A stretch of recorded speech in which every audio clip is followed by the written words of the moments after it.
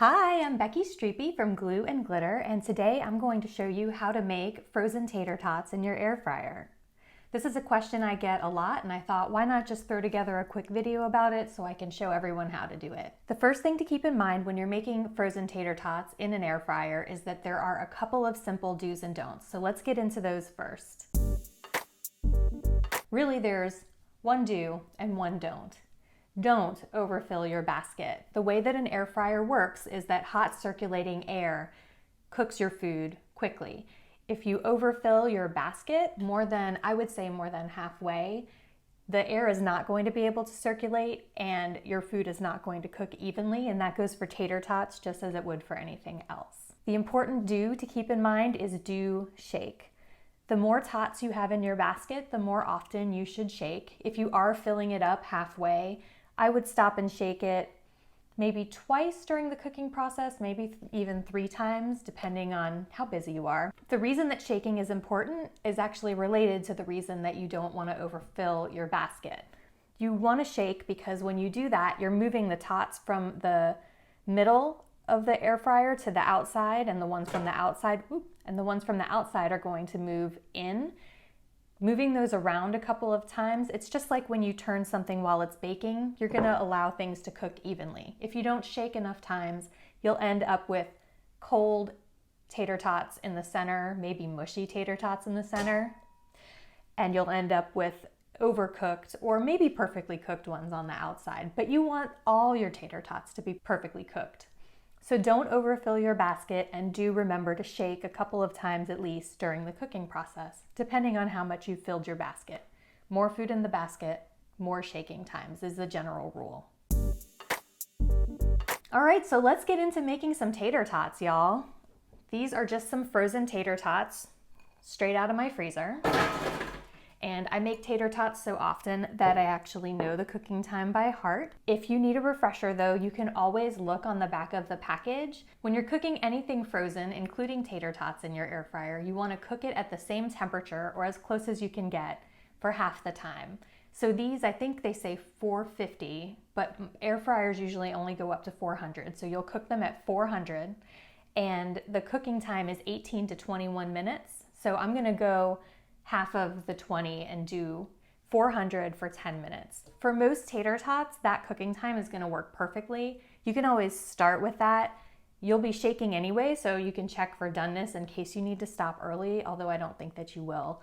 But if you're cooking a lot of tater tots, you may have to add a few minutes of cooking time at the end if things are looking a little underdone. You can just kind of test a few tots and see if you feel some that aren't nice and hot or aren't feeling nice and crispy on the outside.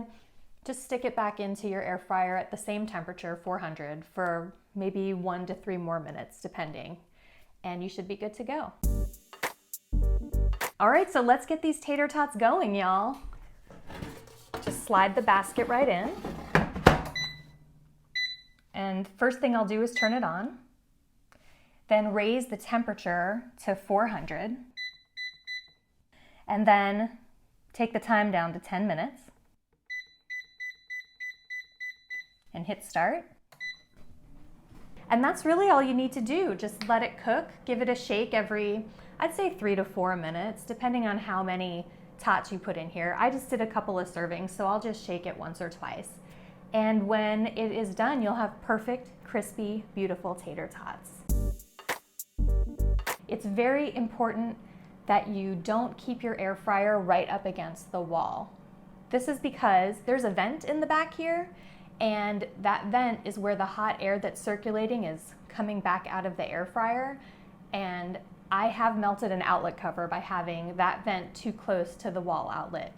That doesn't mean that you need to bring this onto your kitchen table or something. Just pull it as far out to the edge of the counter as you feel comfortable with, and you'll be fine. Just a few inches of extra space is all you need to avoid melting an outlet cover. If you do melt your outlet cover, they're pretty cheap to replace, so it's not the end of the world, but it is something I want you to keep in mind because I'd rather you not have to do that. The other thing I did want to mention about making frozen tots in the air fryer is that I don't want you to think that you're not eating fried food when you do this. Not that the air fryer is actually frying, it's really like convection baking, but Frozen tater tots, just like frozen French fries, are deep fried before they are frozen, unless the package specifies otherwise. But if the package doesn't say, you're buying a deep fried product. What you aren't doing is deep frying it twice, so it's definitely healthier than if you were to bust open that package and deep fry them again.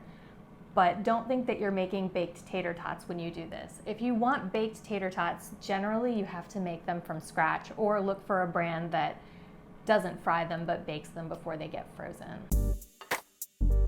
And cooking time is up. Let's check out these tots, y'all.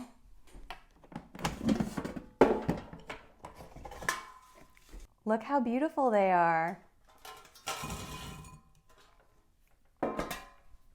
And that's it. Perfect tater tots in 10 minutes. I hope that this video has answered all of your questions about how to cook frozen tater tots in the air fryer. If you do have any questions that I didn't address in this video, feel free to drop them in the comments. I'm happy to help. And don't forget to rate and subscribe. Happy cooking!